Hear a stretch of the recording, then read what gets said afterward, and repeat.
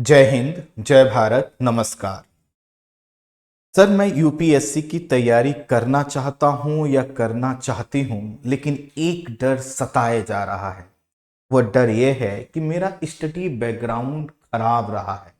मैं बहुत अच्छे स्कूल में नहीं पढ़ा हूं। मेरे परिवार में कोई घटना घटित हो गई थी जिसकी वजह से पढ़ाई को बस मैंने साइड में चलाया। कुछ लोग ऐसा कहेंगे कि वह बीमार हो गए थे, जिसके कारण स्कूल के समय की जो पढ़ाई थी वो डिस्टर्ब हो गई थी। कारण कोई भी हो, उसके केंद्र में यह है कि सर हमारा स्टडी बैकग्राउंड कमजोर है। लेकिन आज मैं पूरी एनर्जी के साथ, पूरे विल पावर के साथ, एक जुनून के साथ मैं यूपीएससी की तैयारी करना चाहता हूं। लेकिन मुझे समझ में नहीं आता कि मैं कहां से स्टार्ट करूं। तो मेरा प्रयास होगा इस प्रश्न का आज उत्तर भी मिले, और आपको जो तरीका मैं बताऊंगा, अगर आपने उसको फॉलो किया तो स्टडी बैकग्राउंड का डर जो है आपका समाप्त हो जाएगा। पहले तो आप अपने स्कूलिंग सिस्टम को समझिए कि हमारा जो स्कूलिंग सिस्टम है वह कुछ ऐसा रहा है कि बस पास हो जाओ। और इसी के कारण हिंदी माध्यम के अधिकांश स्कूल आज भी इसी पैटर्न को फॉलो कर रहे हैं। और वह बचपन में हमें भी अच्छा लगता था, हमें भी लगता था कि चलो पास हो गए। लेकिन आज हमें पता चलता है कि जो चीज उस समय हमें अच्छी लगती थी, आज वही हमारे लिए सबसे बड़ी रुकावट का कारण बन गया है। तो हिंदी माध्यम के अधिकांश स्टूडेंट के साथ ये प्रॉब्लम होती है कि उनका स्टडी बैकग्राउंड जो है कि ठीक ना हो। बहुत कम परिवार ही ऐसे मिलते हैं जिन्होंने स्कूलिंग के दौरान अपने बच्चों पर बहुत ध्यान दिया, उनको ट्यूशन की फैसिलिटी दिलाई, उनको अच्छे तरीके से गाइड किया। लेकिन स्वाभाविक है, आप उस कैटेगरी में नहीं हैं। उस कैटेगरी में आप होते तो यहां पर ना होते। लेकिन आपका कंपटीशन हिंदी माध्यम के ऐसे ही स्टूडेंट के साथ है जिनकी स्कूलिंग अच्छी हुई है, जिनका परिवार का माहौल बहुत अच्छा रहा है, जिनकी नर्सिंग ही ऐसे माहौल में की गई है कि वो बहुत अच्छा आगे चलकर रिजल्ट दे सकें, इसलिए वो रिजल्ट देते भी हैं। दूसरा आपका जो कंपटीशन है, अगर आपका स्टडी बैकग्राउंड कमजोर है तो आपका कंपटीशन इंग्लिश मीडियम के स्टूडेंट से। इंग्लिश मीडियम के स्टूडेंट सामान्यतः अच्छे परिवार से होते हैं और उनकी स्कूलिंग भी हिंदी माध्यम की तुलना में अच्छे से हुई होती है। और इसी का परिणाम, उसी का लाभ उनको मिलता है कि अब जब भी रिजल्ट आता है तो आप देखेंगे कि इंग्लिश मीडियम के स्टूडेंट का जो रेशियो है लगभग 90% को क्रॉस कर गया है। हिंदी माध्यम का रिजल्ट तो 5 से 6% पर सिमट गया है। अब क्या समाधान हो सकता है? अगर आप यूपीएससी की तैयारी सिलेक्शन के लिए करना चाहते हैं, अपने सपने को साकार करने के लिए करना चाहते हैं, तो आपको इस वीडियो को पूरा ध्यान से सुनना चाहिए।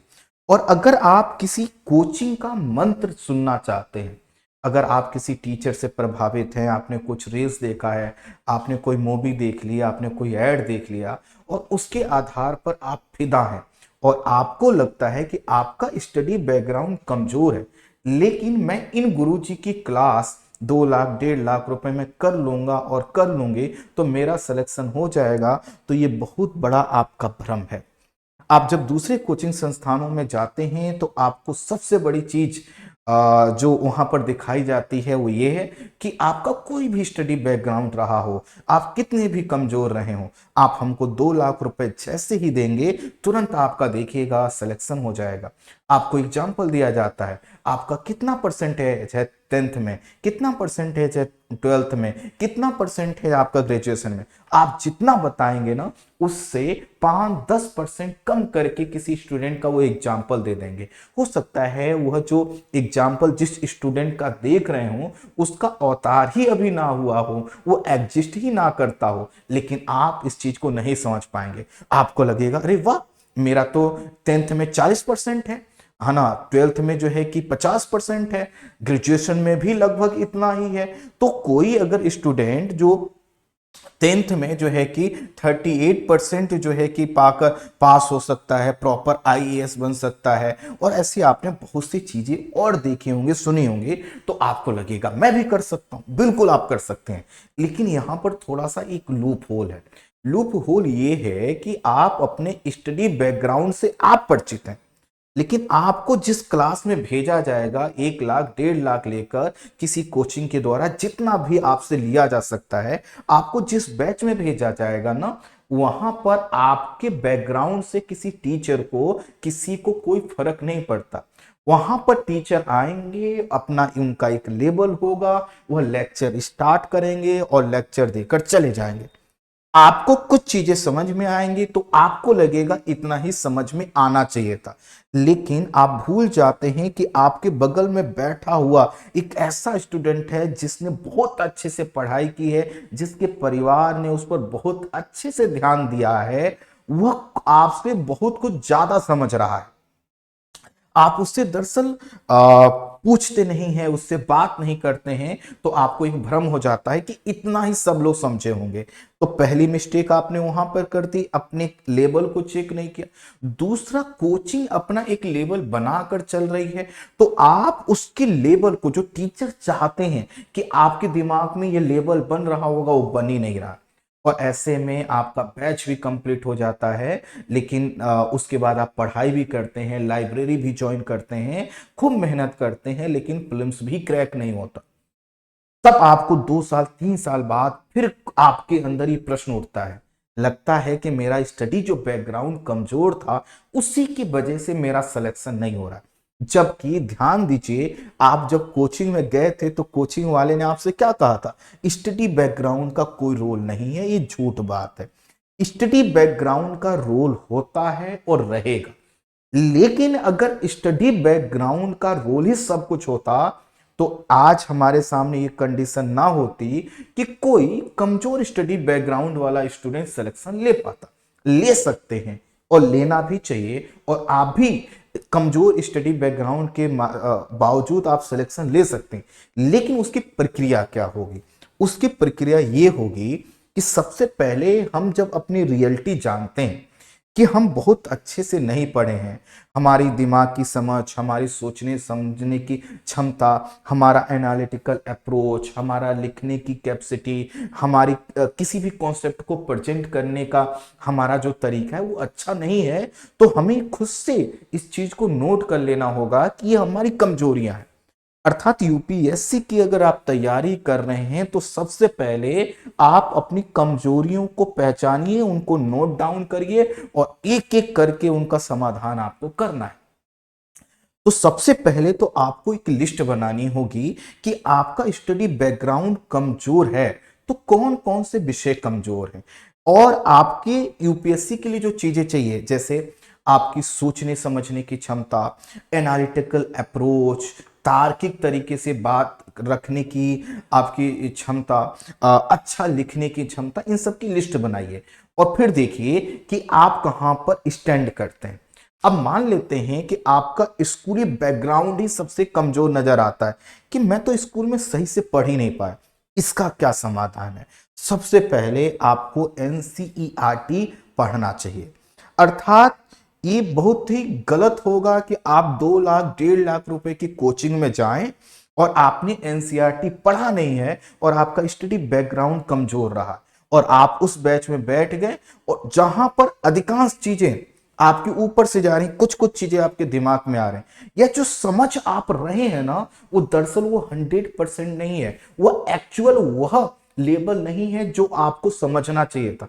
आप उसको कम लेवल पे, कम गहराई पर समझ रहे हैं, बस नोट्स कर रहे हैं, सुन रहे हैं, और आपको लग रहा है कि सिलेबस कंप्लीट हो रहा है। ये दरअसल एक भ्रम की स्थिति है। तो सबसे पहले अगर आपका स्टडी बैकग्राउंड कमजोर है तो आप एनसीईआरटी को पढ़ लीजिए, और एनसीईआरटी को इस तरह से पढ़िए कि अब जो आपका गैप स्कूल के दौरान बना हुआ था वह अब समाप्त हो जाए। अब इसको करने के लिए आपको एनसीईआरटी को न सिर्फ पढ़ना होगा बल्कि उसको समझना होगा, और समझने की जो प्रक्रिया है वह उसी लेवल की होनी चाहिए। देखिए, बचपन में क्लास 6 से अगर आप क्लास 6 में होते और क्लास 6 की एनसीईआरटी पढ़ते तो एक बहुत बड़ी संभावना है कि आप उसको बहुत अच्छे से नहीं समझ पाते। लेकिन अब हो सकता है आप 12th में आ चुके हो, 11th में आ चुके हो, और अब आप इस उम्र में जब एनसीईआरटी पढ़ रहे हैं तो बहुत अच्छे से एनसीईआरटी पढ़िएगा। अभी एनसीईआरटी पढ़ने का तरीका भी बताऊंगा, बहुत ही किफायती तरीका बताऊं। तो आपको सबसे पहले एनसीईआरटी उस गहराई, उस डायमेंशन, उस सोच के साथ पढ़ना चाहिए कि दोबारा जीवन में एनसीईआरटी पढ़ने की जरूरत ना पड़े। अब देखिए यहां पर मैं ये जो तरीका बताने जा रहा हूं, अगर आप एनसीईआरटी पढ़ना चाहते हैं तो आपको ज्योग्राफी की क्लास 6 से लेकर 12 तक की एनसीईआरटी पढ़नी होगी। नई पुराने के चक्कर में मत पढ़िएगा, जो एनसीईआरटी मिल जाए पढ़ लेना है। तो ज्योग्राफी की क्लास 6 से लेकर 12 तक, पॉलिटी की क्लास 6 से लेकर 11 तक की आपको एनसीईआरटी पढ़नी चाहिए। हिस्ट्री की क्लास 6 से लेकर 12 तक पढ़ लीजिए। इकोनॉमी की क्लास 9, 10 और 11 की एनसीईआरटी पढ़ लीजिए। ठीक है, इसी तरह से क्लास 6, 7 की आप जो है कि साइंस के एनसीईआरटी पढ़ सकते हैं। हालांकि साइंस के एनसीईआरटी बहुत पढ़ने की जरूरत नहीं। तो अब आपको ये जो एनसीईआरटी पढ़नी है ना, इसको समझकर पढ़नी है। अब मैंने जितनी एनसीईआरटी बताई, ये लगभग जो है कि अगर आप इनको नंबर्स में देखेंगे तो लगभग ये 25 एनसीईआरटी हो जाती हैं। और इन एनसीईआरटी को अगर आप खरीदने जाएंगे तो लगभग आपका 6,000 रुपये खर्च होने वाला है। तो एक तरीका तो यह है कि खुद पर भरोसा कीजिए, 6,000 रुपये एनसीईआरटी खरीद कर लाइए और उसको पढ़ लीजिए। आप पीडीएफ से पढ़ना चाहें पढ़ लीजिए, लेकिन पीडीएफ से पढ़ाई का कोई मतलब होता नहीं है, क्योंकि ना तो आप उसमें से कोई चीज निकाल पाएंगे, ना आप नोट्स बना पाएंगे, और आपको दरअसल पढ़ना कैसे है यही आप नहीं समझ पाएंगे। क्योंकि स्टडी बैकग्राउंड जब हमारा कमजोर है ना, तो हम एनसीईआरटी की एक एक लाइन, एक एक शब्द का क्या क्या अर्थ निकलता है, हम उसको सोच ही नहीं पाते। तो दूसरा तरीका मैं आपको बता रहा हूं कि अगर आपको लगे कि आपका स्टडी बैकग्राउंड कमजोर है और आप 6,000 रुपए के एनसीईआरटी नहीं खरीद सकते हैं, तो आप रिजल्ट मित्रा के ऐप पर जाकर आप 1499 रुपए का एनसीईआरटी बैच परचेज कर सकते हैं।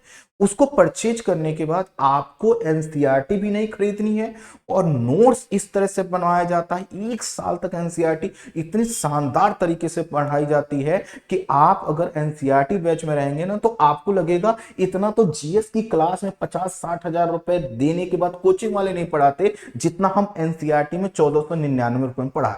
लेकिन मैं यहां पर फिर से क्लियर कर दूं कि अगर कोई भाई बहन सिर्फ पीडीएफ से एनसीईआरटी पढ़ सकते हैं और अपना लेवल बढ़ा सकते हैं, उनको भरोसा है कि हमें पता है कि एनसीईआरटी को कैसे पढ़ना है, कैसे समझना है, तो प्लीज आप कोई कोर्स मत लीजिएगा, लेकिन एनसीईआरटी को अच्छे से पढ़ लीजिए।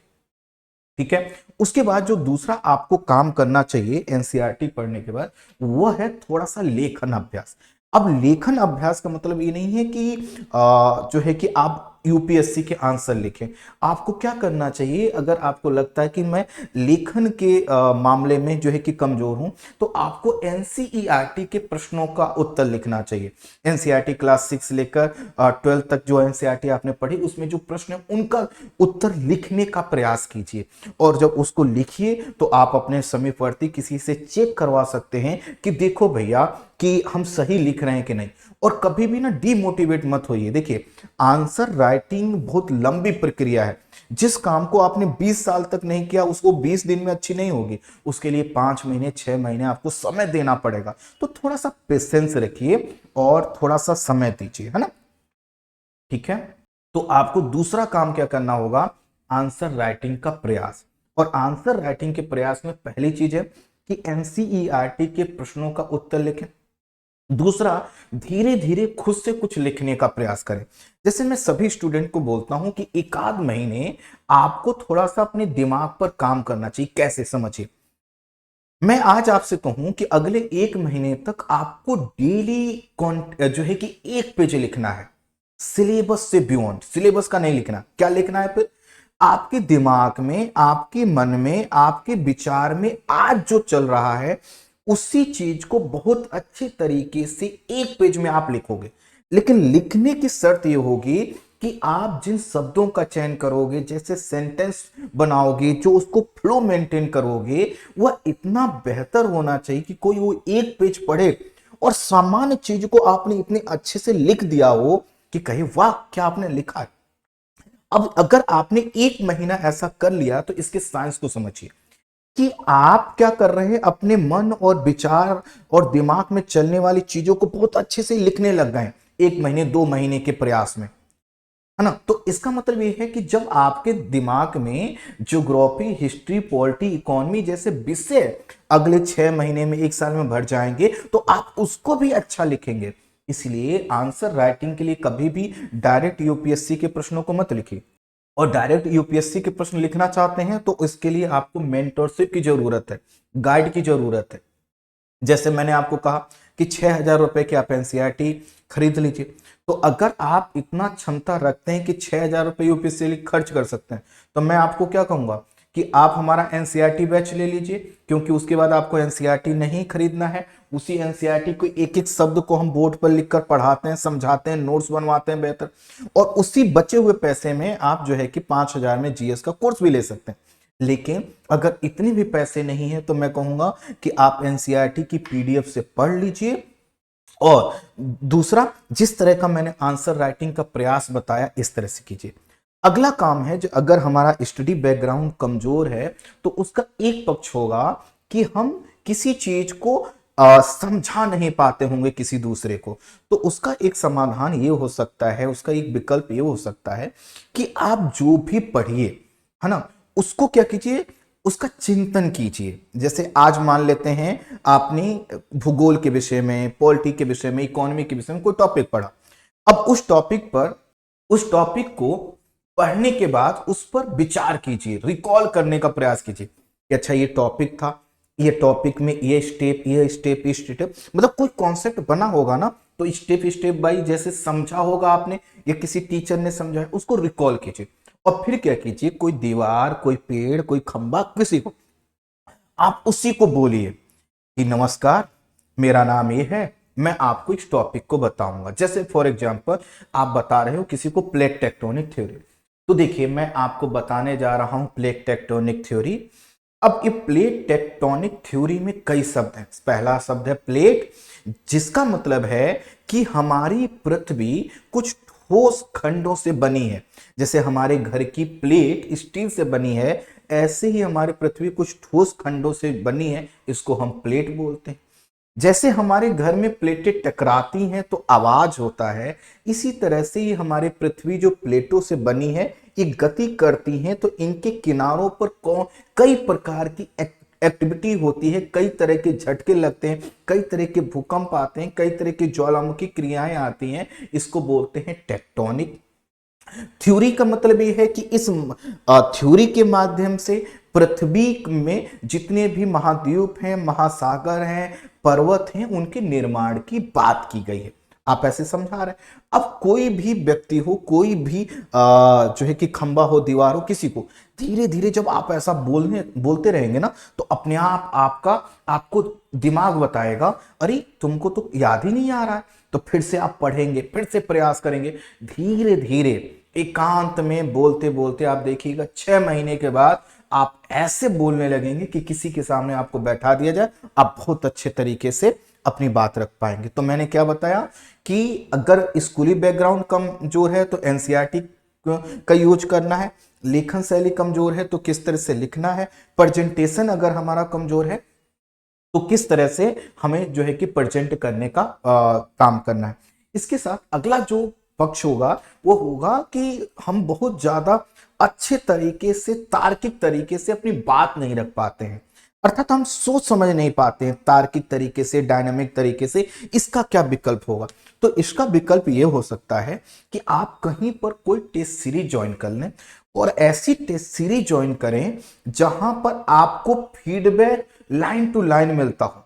बहुत सी जगहों पर फीडबैक कैसे मिलता है, ठीक है, अच्छा है और प्रयास करते हैं, ऐसा लिखकर दे दिया जाता है। और कई जगहों पर आपको बताया जाता है कि नहीं, ये शब्द ऐसे मत नहीं लिखना है, ये सेंटेंस ऐसे नहीं लिखना है। तो ऐसा कोई जो है कि ना टेस्ट सीरीज आप ज्वाइन कर लीजिएगा। धीरे धीरे जब आपको फीडबैक इस प्रकार का मिलता रहेगा ना, तो अपने आप देखिएगा कि तार्किकता आपके दिमाग में आती जाएगी। इस तार्किकता को बढ़ाने का दूसरा विकल्प यह भी हो सकता है, कोई आपका दोस्त मित्र बन जाए, उसको उसके सामने अपनी बात रखें। और ये हो सकता है संभव ये भी ना हो पाए, तो अगला विकल्प ये हो सकता है कि आप जब भी कुछ पढ़ें, कोई पैराग्राफ पढ़ें, तो उसको सोचें और समझने का प्रयास करें कि राइटर ने इस पैराग्राफ में क्या क्या बताने का प्रयास किया है। जब इस तरह से आप दिमाग लगाएंगे कि क्या क्या बताने का प्रयास किया है, तो अपने आप आपका दिमाग जो है ना थोड़ा थोड़ा सा तार्किक होगा। कोई न्यूज पढ़ें, कोई खबर पढ़ें, तो थोड़ा सा चिंतन करें, ये खबर क्या है, किस समुदाय से रिलेटेड है, ये जो खबर आई है इसका इम्पैक्ट लोगों पर क्या पड़ेगा, मैं अगर अधिकारी होता तो मैं इस खबर को कैसे देखता, है ना, मैं अगर वहां पर होता, ये घटना मेरे साथ घटित हुई होती, मैं किस तरह से एक्ट करता, रिएक्ट करता। इस तरह से जब आप चिंतन पर, थॉट पर काम करेंगे ना, तो धीरे धीरे चीजें क्या होंगी, एनालिटिकल होने लगेंगे। इसी तरह से आप कोई जब टॉपिक करिए, है ना, और मान लेते हैं कि आप कोई टॉपिक पढ़ रहे हैं, तो टीचर के साथ जैसे कहे वो पूछें कि ऐसा करने से क्या होगा। फॉर एग्जांपल मान लेते हैं इकोनॉमी का टॉपिक चल रहा है और उसमें हम बात कर रहे हैं मनी सप्लाई पर, तो हमने कहा कि मनी का सर्कुलेशन बढ़ गया, पहले की तुलना में बाजार में मनी ज्यादा आ गई, तो क्या होगा, तुरंत आपके दिमाग को क्या करना चाहिए, वो सोचो सोचो सोचो, तो तुरंत आपका दिमाग बोलेगा कि मनी की सप्लाई बढ़ गई, इसका मतलब एक ये भी तो हो सकता है कि लोगों के पास पैसा ज्यादा, महंगाई बढ़ जाए। तो अगर देखिए आप टीचर के साथ ऐसा तरह का रिस्पॉन्स कर पा रहे हैं, टाइप नहीं करना, कमेंट नहीं करना है, मतलब आप खुद समझिए कि आप अगर इस तरह से प्रेजेंट कर पा रहे हैं, इसका मतलब है कि हाँ, आपका दिमाग सोचने समझने लगा। इसका मतलब यह है कि दिमाग को ना थोड़ा सा पुश कीजिए, उसको कहिए सोचो सोचो, तार्किक बनो, है ना, एनालिसिस करो, तो अपने आप धीरे धीरे हमारा जो दिमाग है वह करने लगेगा, वो अच्छे तरीके से आगे बढ़ जाएगा। ठीक है।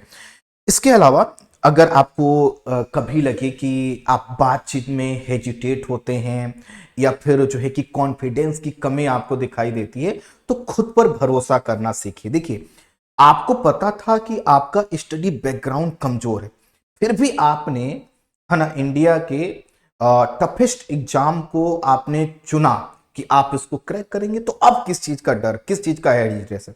अब तो कहिए, अरे अब तो हम अपने बैकग्राउंड को स्ट्रॉन्ग कर रहे हैं, एनसीईआरटी अच्छे से पढ़ लो, आपका बैकग्राउंड कमजोर हो जाएगा।